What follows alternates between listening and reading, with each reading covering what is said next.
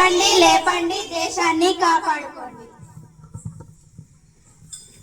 గ్రామ ప్రజలందరికీ శుభ సాయంత్రం. మేము జవహర్ నవోదయ విద్యార్థులం మీ ముందుకు ఒక నాటకం ప్రదర్శించడానికి వచ్చాము. దేశం మరియు సమాజం యొక్క నిజస్వరూపాన్ని చూపడానికి ఈ నాటకం మీ ముందుకు ప్రదర్శించడానికి వచ్చాము. రాజనీతి లేదా అడ్మిషన్, ప్రతి దగ్గర ఉంది కరప్షన్. కరప్షన్ అనేది ఒక పదం ఏదైతే మన దేశాన్ని లోపల నుండి ఖాళీ చేసేస్తుంది. అవినీతిని ఎవరు వాళ్ళు వాళ్ళ పనుల కోసమే వాడుకుంటున్నారు. అది ఎవరైనా కానీ, డబ్బులు తీసుకున్న వారైనా కానీ, ఇచ్చేవారైనా కానీ. High corruption, high corruption, high corruption, high corruption.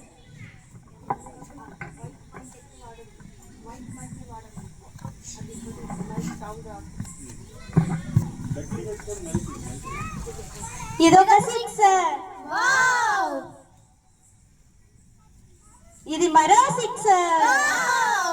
దీంతో భారత్ టీం గెలిచింది. వాళ్ళ మంచి ప్రదర్శన వల్ల సర్కారు వారు 50 లక్షల బహుమానం ప్రకటిస్తున్నారు. వావ్, ఇదెంతో సంతోషకరమైన విషయం. వావ్, మా భారత్ టీం గెలిచింది.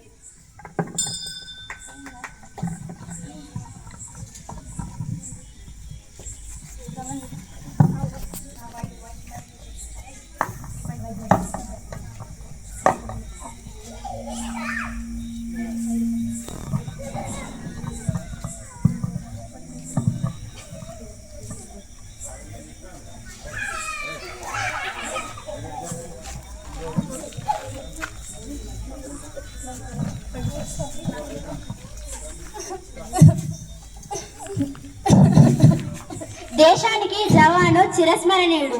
అలాంటి జవాను యుద్ధభూమి రంగంలో వీరమరణం పొందాడంటే ఎంతో దుఃఖపరమైన విషయం. కాబట్టి మనం వారి కుటుంబాన్ని ఒకసారి సందర్శిద్దాం రండి. మీకు సర్కారు ద్వారా ఏమైనా సౌకర్యాలు అందాయా? లేదు, మాకు సర్కారు ద్వారా ఏ సౌకర్యాలు అందలేదు. లేదు, మాకు సర్కారు వారిపైన ఎటువంటి ఆశలు లేవు.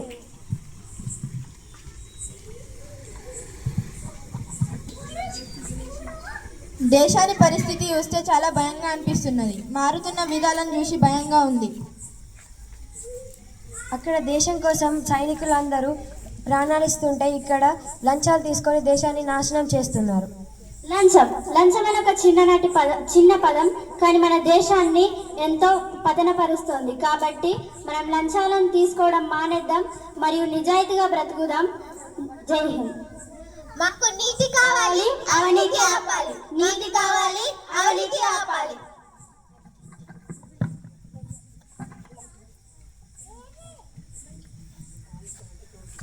ఒమ్మె నిక్కలా ఒకటి లేకే, ఒమ్మె నిక్కలా. ఆగండి. మీ హెల్మెట్ ఏది? మరియు ఒక్క చిన్న బండి మీద 3 ప్రయాణికులు. మీ లైసెన్స్ చూపియండి. అయ్యో, పోలీస్ అన్న ఎందుకంత కంగారు పడడు? పైసల సరే, వెళ్ళండి. జాగ్రత్తగా వెళ్ళండి. పోలీసాడు ఎంత మంచోడో. మనం లంచం ఇచ్చేస్తే ఎంత మంచిగా వదిలేసాడు. వావ్, ఇలాంటి పోలీసులు ఉండాలా.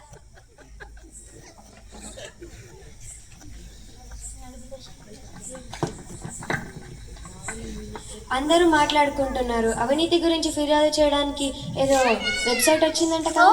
అవునా? కానీ ఆ వెబ్సైట్ లో కూడా డబ్బులు పెట్టే ఫిర్యాదు చేయాలంట. అయ్యో, పల్లికి మళ్ళీ వెబ్సైట్. ఆఫీస్కి వెళ్ళి నేను చేస్తున్నా, ఒక్క పని కూడా అవ్వడం లేదు. కానీ 3 పైసలు ఇస్తే మాత్రం పని అవుతుంది.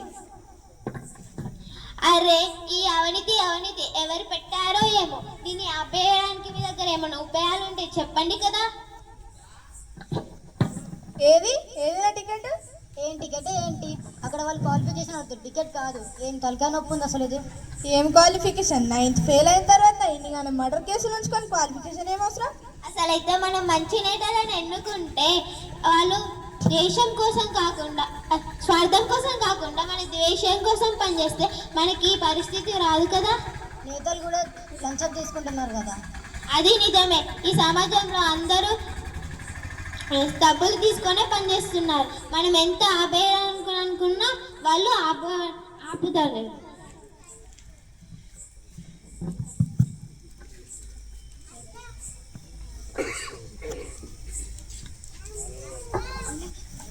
కాకరకాయ గుర్తుకే మీ ఓటు, కాకరకాయ గుర్తుకే మీ ఓటు, కాకరకాయ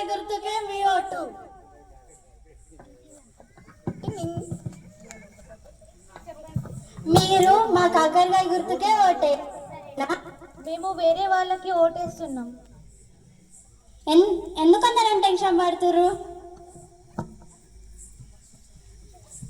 ఎందుకంత టెన్షన్ పడుతుర్రు? ఇదిగోండి తీసుకోండి.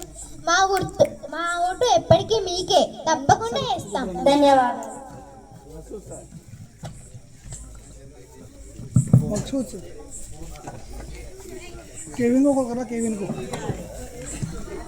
అన్నయ్య నాకు ఓటు పెట్టారా? చూస్తున్నారు కదా, మంచి నేతలను ఎన్నుకోవడానికి కూడా లంచం ఇచ్చే ఎన్నుకుంటున్నారు. కాబట్టి మనం లంచాలు తీసుకోకుండా నిజాయితీ కోసం పనిచేద్దాం.